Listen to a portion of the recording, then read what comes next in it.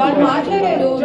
నేను కూడా చెప్పాను మధ్యలో అది వచ్చిందో లేదో నాకు తెలియదు. టాప్ 5 లో ఎవరు ఉన్నారు అనుకుంటున్నారు? టాప్ 5 లో ఎవరు ఉంటారు అనుకుంటున్నారు? టాప్ 5 లో డెమాన్ పవన్, తనుజ,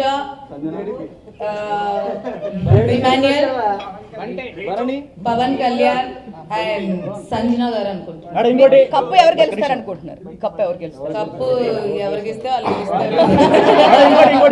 సాయి పవన్ ఎవరు? భరణి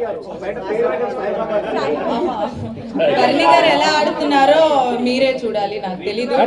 కళ్యాణ్ అమ్మాయి పిచ్చుడు అన్నారు బయట.